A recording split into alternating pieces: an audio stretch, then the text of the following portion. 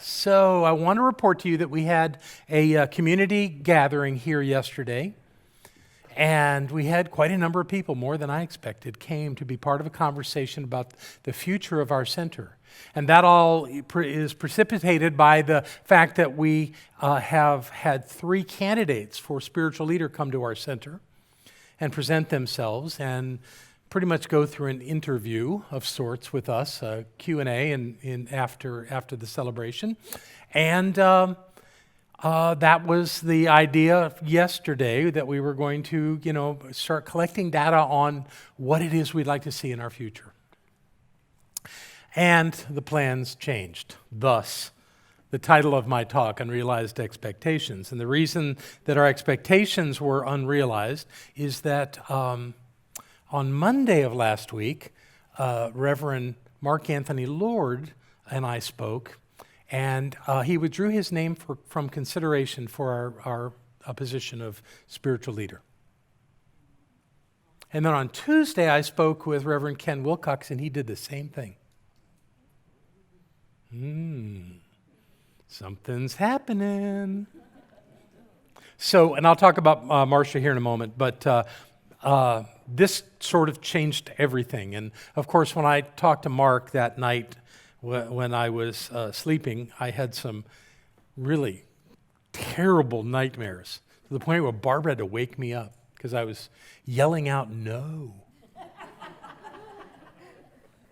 And then when I talked to Ken on Tuesday and he told me that he was withdrawing his name, I freaked out again momentarily, and then I realized, okay, we need a new plan. And I just kind of calmed down. It's not that I had it all figured out by any means, but I knew that we weren't doing what we thought we were. So this idea of a membership meeting to vote on the 15th of May is not going to happen. We're going to do something else. So in that, we've had many conversations. Yesterday was brilliant. Everyone rallied. Everyone was inspiring in their thoughts and sharing. Nobody freaked out like I did. Although it was interesting, as people came in late to the meeting, and I had to kind of quickly catch them up, everyone would turn and watch them. How they'd go, Mark's not going to do it. Okay. And Ken's not going to do it. What? A lot of that going on. So that became kind of a joke as we went through the morning. But it was exactly what it needed to be, like life is. Now, other than yesterday and what I've just shared with you, how many of you would say that in your life you've had unrealized expectations? Just want to make sure everybody's in on the game. Why would that be? It's because that's the nature of life, is that everything we expect doesn't happen. Now, I'm not going to give you the Buddhist take on this, because the Buddhists say pretty much, and I'm paraphrasing, but they kind of say that not having expectations is an easier way to move through life. But I like expectations. I want to expect things to happen in my life. I'm not willing to just give it all up and let's see what happens. That's not my style, and I don't think that's what our teaching encourages us to do. I believe that we have this opportunity to really step out and say, I have a desire, but I'm going beyond desire. I'm going to expect an outcome. And then what happens? Well, sometimes it works out just great, just like the way we wanted, and everything's cool. And then other times it does not turn out that way. And so I asked myself this week, why is that? What is it that we do? Because the truth is, as we understand in the principles of our teaching, is that it's never happening out there.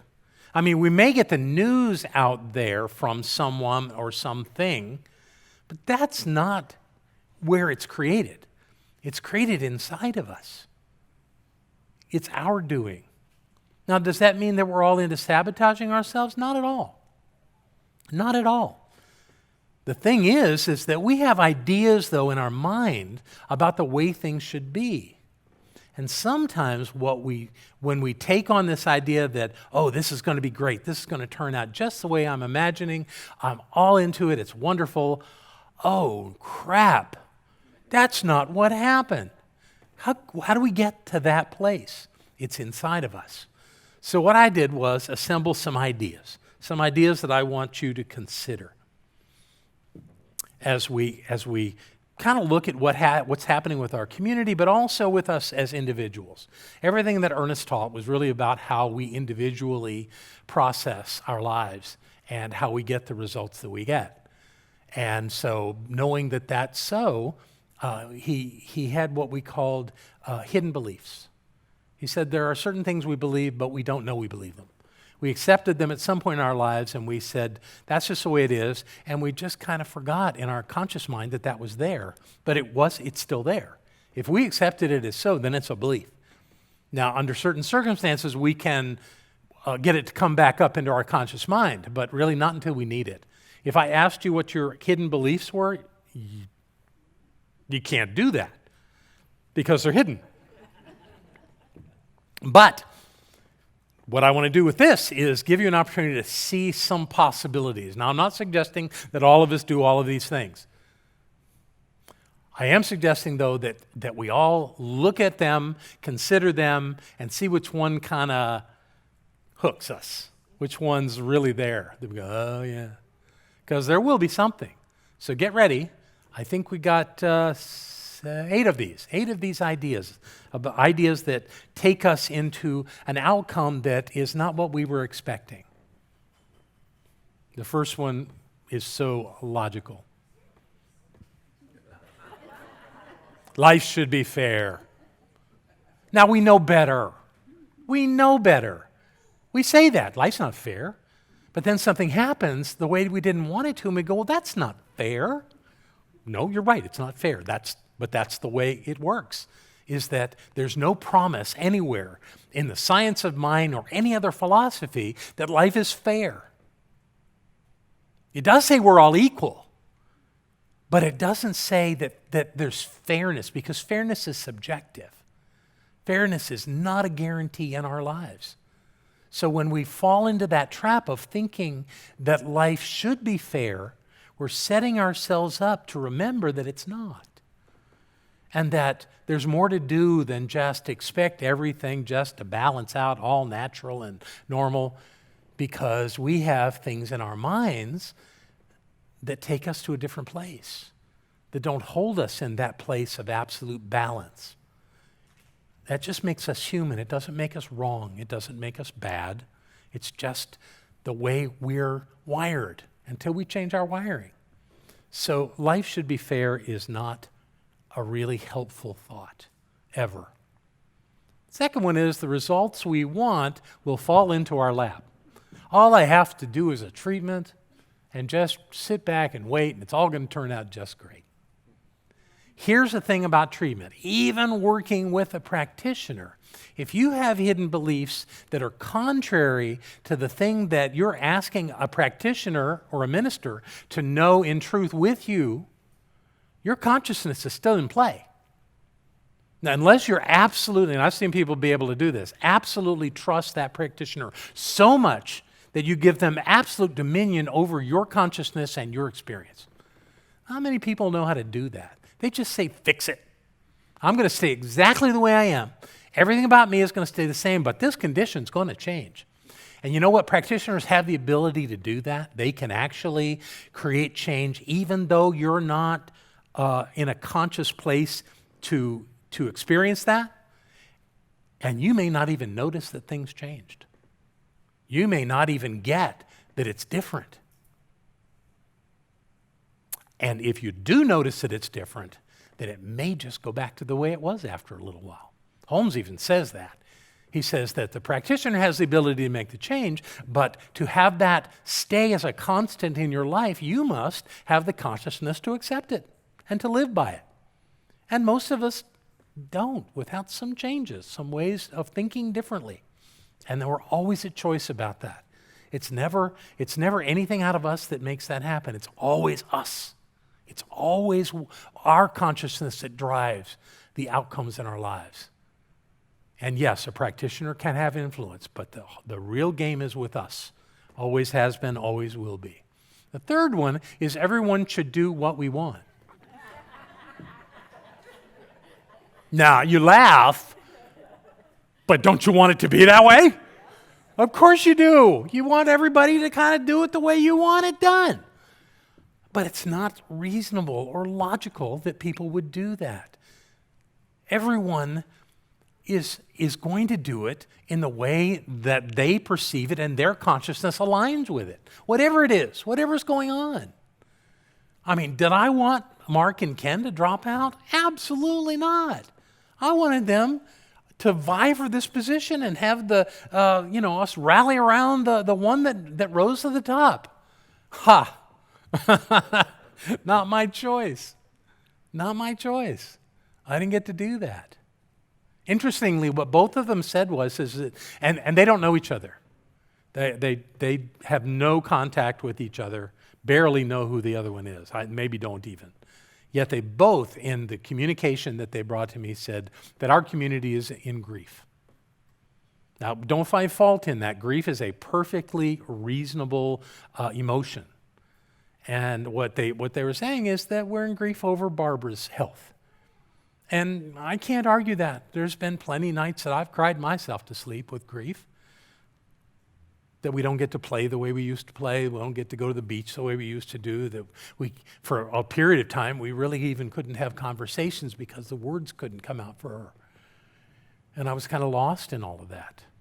Now, we've had the blessing of some things happening that have helped that, and that's wonderful. But the idea that this community has some grief going on around Barbara, and about the idea of us leaving is normal. It's okay. It's just part of what it is. We cannot expect people to do this the way I can't expect people to do this the way I think they should on any circumstance. So we have to be able to do this according to what works for all of us, and we need to find that common ground. So we're going to have a new plan, but I'm not going to do that yet. We're going to keep going with this list. Number 4 is people should agree with us. Isn't it true? Don't we think that people, we're right. And if we're right, shouldn't everybody be right there with us? Except our rightness is our perception. We think that we're right. And I'll go with the Buddhists on that. We're neither right nor wrong. We simply are. And we all have perceptions, and some of them work and some of them don't. And that's the way life is. And the idea that people would agree with us, and I tell you, even when they're going, all they're saying is, I get that you believe that. They're not saying they feel the same way. And nothing can make them feel the same way. Everybody's going to do it their own way. And that's only reasonable. They're only going to see it their own way. We are able to find common ground, but we have to work for it. I'll talk more about that in a minute. The 5th of these 8 ideas is people understand what we're trying to say. My perfect example is I sent out incredibly impeccable directions on how to get to this center. And I heard from people yesterday, I read that, didn't mean a thing. I have no idea what you're talking about. And I read it and I visualized each turn and the names of everything and God, they just didn't click. It didn't match what other people were getting. How often do we do that? We think we've communicated beautifully. But the idea is that we think through a monologue of giving people one-way information, it's complete, and it never is. Communication is not a monologue, it's a dialogue. There has to be a back and forth so that there's understanding, so that whoever we're speaking with is getting what we're saying and we're getting what they're saying. That we're answering their questions and that we're finding some common ground to get to a place. It doesn't happen the way most of us think. Yeah, but I told them. I told them. What more can I do? A lot more. We can all do more by continuing to communicate back and forth. So that one gets in our way. Success is uncertain. There's a lot of different ways I could have said that. I settled on this. The idea is that if we have any room in our mind for failure, if we think maybe it'll work, that's not going to do it. That's not going to do it. Now, I'm not suggesting that we should bullheadedly plow into something demanding for it to work. We have to be open to possibilities. We have to keep looking at it and considering it and thinking about what will help this work. And the only place we can do that is from within ourselves. And the idea of expectations not being realized, getting an outcome that you didn't expect. And the truth is, it's not the final outcome that usually gets us. It's some midway point in the process that goes sideways. That's not what was supposed to happen. And we immediately project that to the end and say, well, then the whole thing can't happen. And that's ridiculous. It can happen. You're just going to have to look at it a different way. And what you're going to have to do is get rid of the idea that it may not happen. You know, every good teacher I know in this teaching tells me to look at the end result, to look at the outcome at the end and make that the point of everything. Anything that happens in between there is changeable. And that's where our work is to hold that vision of the final outcome and hold it vigorously and allow that to be the truth for us. And let the rest of it work itself out with our energy and our effort, but not by itself, not by itself. Success should be certain, and success is that final outcome, not the median steps along the way. And the seventh one is realizing our expectations is the only way we can be happy. Oh, boy, will that bite you in the butt. So that means you're going to do the entire process of getting to the outcome you want unhappy. That's what it suggests. If we're holding off our happiness to get to the end so we can be happy, then we're cheating ourselves of happiness. And I have to tell you, the best way to get where you want to go is to be happy while you're getting there. Every step of the way, a blessing and gratitude, the whole bit, all the way through. Even when it looks weird, even when it didn't happen like it was supposed to. So my work this week has been being grateful for Mark Anthony Lord and Ken Wilcox for their gift to this community to show us what we need to see. Wow, isn't that great? Isn't that wonderful? I think it is. Took me a minute to get there, but I got there. I got there.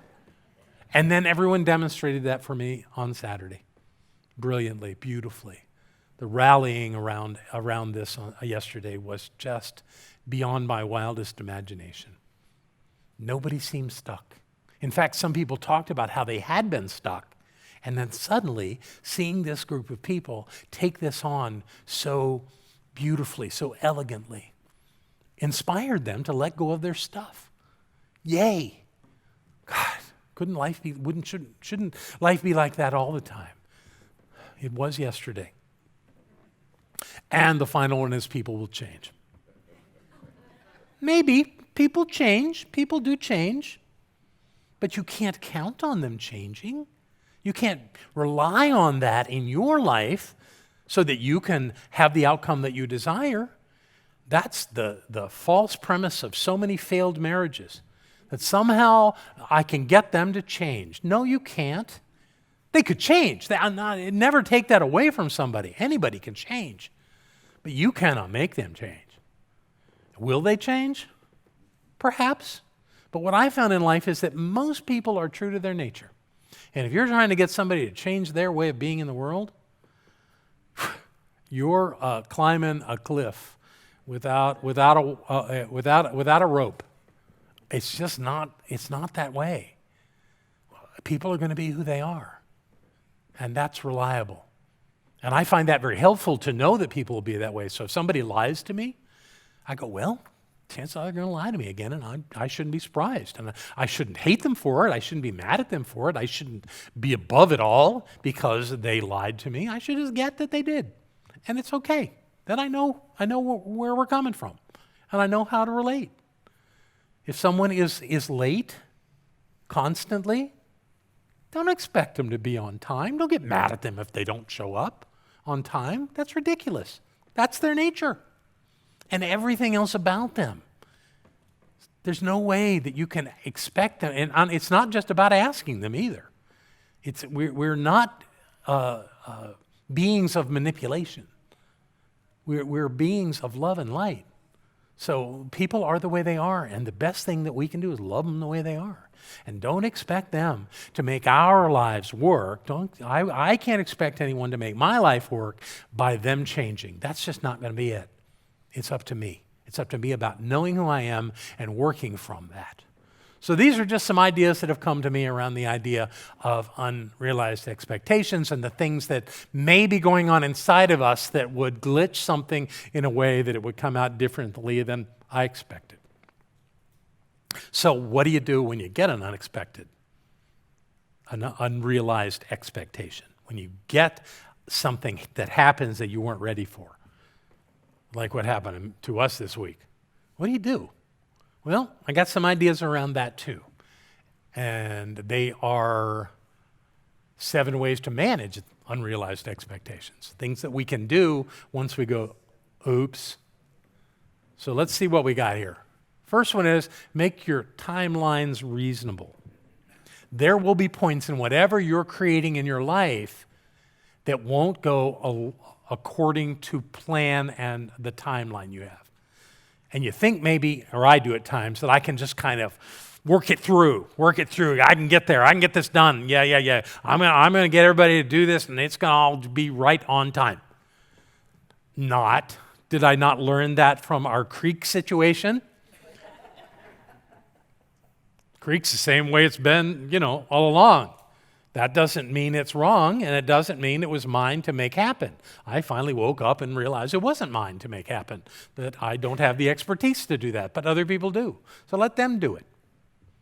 I feel so much better. Timelines, if you're going to have timelines, I'm not telling you not to have set goals that something will be done by a certain point, but if you're going to do that, build in lots of extra time because things are going to change. And unexpected outcomes will occur. And it's not going to look hunky-dory like you saw in your thinking. It's not going to all just boom, boom, boom, boom, boom, fit together like a bunch of dominoes tossing. That's not how it happens. There's always something to work through. So be okay with your timelines. Second one is stay with your own process. Too often when things aren't working out, we want to point at somebody. Let me speak for myself. There are times when something isn't going the way I want, and I immediately start looking for a perpetrator. I start looking for the one that messed up so that this is what I'm having to deal with. And I never find him.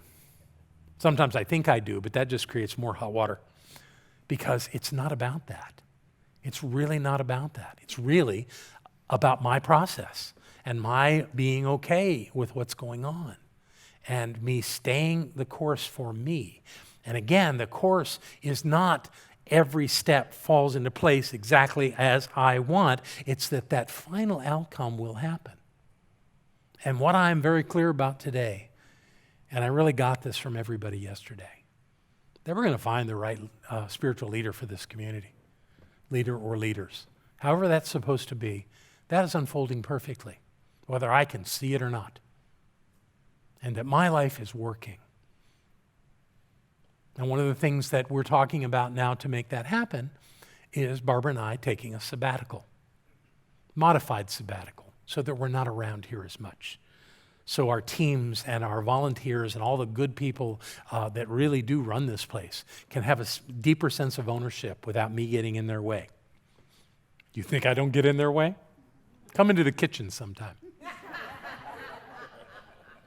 But I actually, every Sunday when I do the kitchen work, I leave, there's a whiteboard on the door to the pantry, and I leave notes for whoever's coming in to do the setup. And I tell them what we got, and make sure, and encourage them to do it exactly the way I said, And today, when I wrote my note, I ended it by saying, it has been an honor to serve this community with you. And that was my let go point. I'm not in the kitchen anymore. And that's okay. That's not a tragedy. April is really happy about that. Not that I haven't enjoyed making food, not that it hasn't been a blessing in my life to do that, but I've let it get a little out of hand. and it's time for others to do it. And I've never felt more than I do right now that our kitchen is in reliable hands. Yes, I'm talking to you, Renee. So, your process will change, but let it be yours. Don't let anybody force you into anything. Find your way. Let it be yours. Respond rather than react. This is something I've been teaching for so long. A reaction is impulsive. It is visceral. It's like somebody did something and the response is this, without thinking, and what it does is it calls on our hidden beliefs to respond because probably a button got pushed. Maybe a dozen buttons got pushed. But somehow a reaction will not get you to the place you want. It is, and that's not the answer. The answer is to respond. And when we remember who we are and we respond from a place of being a powerful spiritual being, the response that we give is helpful. It's supportive. It's loving. It's powerful. So I invite everyone to think for a moment because you can't respond instantly. It takes a breath, maybe a few. Maybe you leave the room and walk around the block and come back. Whatever it takes, give yourself enough time to be responsive rather than reactive. Because reactive is often ugly. And often it's followed by regret. And I don't think anybody wants to regret. Regret gets old. So take the time, when things don't look the way you thought they should, to breathe, to clear your mind, and to respond in love. Be adaptable. Well, yeah, of course. We all need to be adaptable.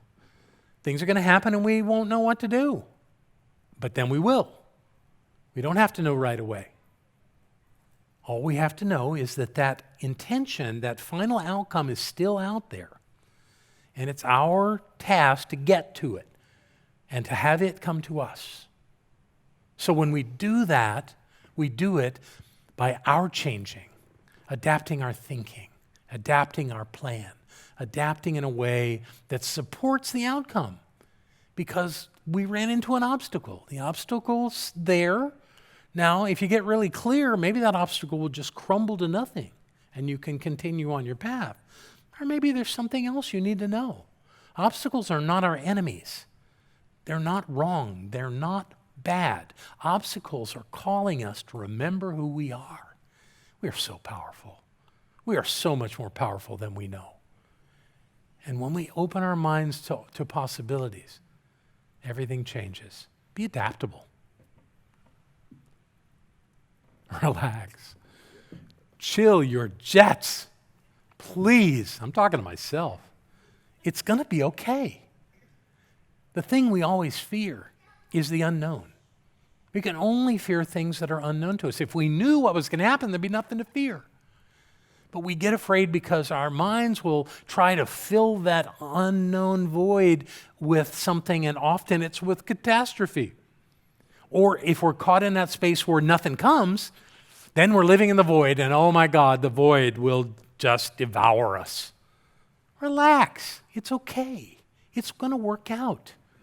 Don't give up on yourself. Don't give up on the dream. Don't give up on the possibility that something amazing is about to happen that you couldn't have calculated in a million years. Something greater, something more beautiful. I think that's what's happening here. I think that's what we demonstrated in our conversation yesterday. It was incredible.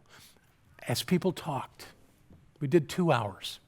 And as we came around to get the last thoughts from everybody, I felt this weight just lift off of my shoulders. It was brilliant. It was beautiful. And I'm ready to do what it's going to take. And one thing it's going to take is for Barbara and I to back off. We don't have to disappear. We don't have to leave your lives. We're just going to back off and let you, the people that love and own this center, do what needs to be done to make it work. You could do it. You know, what if we got hit by a bus? What would you do then? This is easier. This is better. So let's keep doing what we're doing and relax. It's okay. It's all working out. 6, accept the unexpected. Anybody, I think I said this 3 or 4 times already, but the point here is anybody who thinks it's going to happen just the way you planned is delusional. It's not. I got a project going on right now. I've taken on actually getting us a new sign. We may use the same sign we had, but it will be in a new location. So I asked a craftsman to come over who had done some work for us here at the center. I showed him our sign up on Sand Hill Road, and I explained to him that I wanted him to take down one of the faces of the sign and bring it down to the house. And then I went off on this thing about how we were going to tear this sign down completely and relocate it over by our new entrance, and how that was going to be better and it was all going to work out just fine. Now, when we're having this conversation, I hadn't even applied for a permit to the city of Asheville. And bless his heart, he didn't hear what I said, thinking that people hear what you say, right?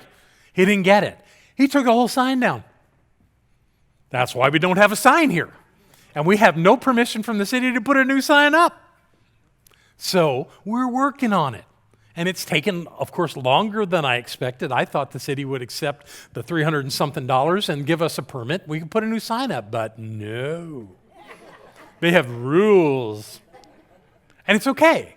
It's okay. We're going to get a new sign. It's going to be fine. It's just not happening on my timetable. And I have to accept that. I have to accept that I didn't think about all that stuff when I had my first conversation with Jeremiah about taking the sign down. Okay. And I've had no one come to me and say, this place is a mess. You don't have a sign. I've been kind of expecting that. I'm really glad that never happened. So we're going to have a sign. It'll be up in good time. Everything's fine. So if there's some more things that happen that I didn't expect, I'll accept them too. We'll keep moving. We'll do what we need to do. Final one. Believe in yourself. Save the best for last. I want to remind you right now that you are incredibly powerful. That the power of the creative force of the universe dwells at the point of you. You are no less than the divine creator of all. The way Ernest Holmes' teacher Thomas Troward said it was that for an infinite to exist, it must exist in its totality at every point. That's conceptually hard for most people to get. What it means is that you are all of God and that you have absolute dominion over your life. So I invite you to get your, stinking thinking out of the way and be the brilliant, powerful, creative source of life that you were intended always to be. Shine your light brightly. Let the world know. And live that life every single day. Because life will keep reminding you who you are. But you have to remember. So remember. And remember that I love you. No matter what.